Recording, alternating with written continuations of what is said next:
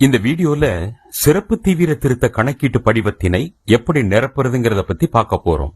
முதல்ல இந்த ஃபார்மோட மேல் பகுதியில உங்க வாக்குச்சாவடி நிலை அலுவலர், அதாவது BLOவோட பெயர் மற்றும் மொபைல் எண் இந்த இடத்துல இருக்கும். இந்த ஃபார்மை ஃபில் பண்ணும்போது ஏதாவது உங்களுக்கு டவுட்ஸ் வந்தா அவங்களுக்கு கால் பண்ணி நீங்க கேட்டுக்கலாம். இந்த படிவத்தோட மேல் பகுதியின் இடதுபுறம் பாத்தீங்கன்னா வாக்காளரின் பெயர், அவரோட வாக்காளர் புகைப்பட அடையாள அட்டை எண், முகவரி மற்றும் அவருடைய பெயர் வாக்காளர் பட்டியலில் எந்த சட்டமன்ற தொகுதியில, எந்த பாகத்துல, எந்த வரிசை எண்ல இருக்கு அப்படிங்கிற விவரம் ஏற்கனவே நிரப்பப்பட்டிருக்கும். அதோட படிவத்தின் வலதுபுறம் அவருடைய போட்டோவும் பிரிண்ட் ஆகி இருக்கும். வாக்காளரோட போட்டோ பக்கத்துல அவருடைய தற்போதைய போட்டோவை ஒட்டுவதற்கு காலி இடம் கொடுக்கப்பட்டிருக்கும். அதுல அவருடைய புதிய போட்டோவை ஒட்டணும். அதுக்கப்புறம் இந்த படிவத்தை வாங்கிய அத்தனை வாக்காளர்களும் முதல் பகுதியில அவர்களுடைய விவரங்களை நிரப்பணும். அதாவது பிறந்த தேதி, ஆதார் எண், விருப்பம் இருந்தால் கைபேசி எண், தந்தை அல்லது பாதுகாவலரின் பெயர், அவங்களோட வாக்காளர் புகைப்பட அடையாள அட்டை எண் இருந்ததுன்னா அதையும் எழுதலாம்.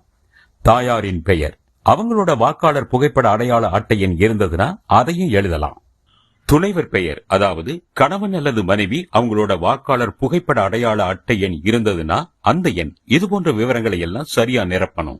அடுத்ததா கீழே இடதுபுறம் உள்ள இரண்டாவது பகுதி, அதாவது முந்தைய சிறப்பு தீவிர திருத்தத்தில் வாக்காளர் பட்டியலில் உள்ள வாக்காளரின் விவரங்கள் அப்படின்னு இருக்கிற பகுதியில அந்த வாக்காளர் அவருடைய பெயர் 2002 அல்லது 2005 வருட சிறப்பு தீவிர திருத்தத்தில் தயார் செஞ்ச வாக்காளர் பட்டியல்ல இருந்தா அந்த பகுதியில கேட்கப்பட்ட விவரங்களை நிரப்பணும். அதாவது வாக்காளர் பெயர் அப்படிங்கிற இடத்துல அவருடைய பெயரை எழுதணும். 2002ல அவருக்கு வாக்காளர் புகைப்பட அடையாள அட்டை எண் இருந்துச்சுன்னா அதோட நம்பர், அப்புறம் உறவினரின் பெயர் என்ற இடத்துல அவருடைய அப்பா, கணவர், பாதுகாவலர், இப்படி அவருக்கு பொருத்தமான உறவினரோட பெயரை எழுதி கீழே உள்ள உறவு முறையையும் எழுதணும். அடுத்து 2002 அல்லது 2005 சிறப்பு தீவிர திருத்தத்தின் போது அவர் எந்த சட்டமன்ற தொகுதியில இருந்தாரோ அந்த தொகுதியுடைய பெயர், எண் மற்றும் அந்த வாக்காளரோட பாகம் எண், அதாவது பூத் நம்பர், வாக்காளர் பட்டியல் அவரோட வரிசை எண் ஆகியவற்றை எழுதணும். ஒருவேளை அந்த வாக்காளரோட பெயர் 2002 2005 வாக்காளர் பட்டியல்ல இல்ல, அப்ப என்ன செய்யறதுன்னு அடுத்து பார்ப்போம். 2002 2005 வாக்காளர் பட்டியல் அவர் பெயர் இல்லைன்னா அவரால் இரண்டாவது பகுதியை நிரப்ப முடியாது.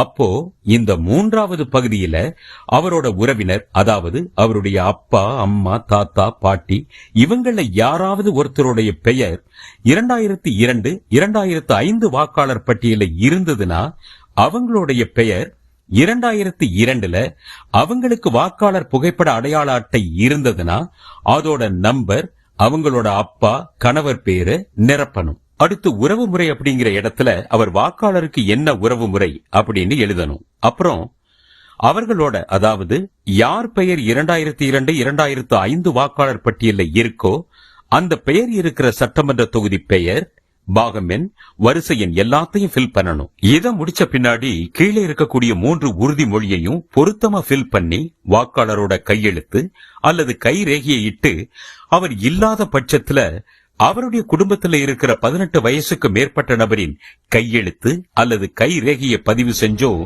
வாக்குச்சாவடி நிலை அலுவலர்கிட்ட கொடுத்துடணும்.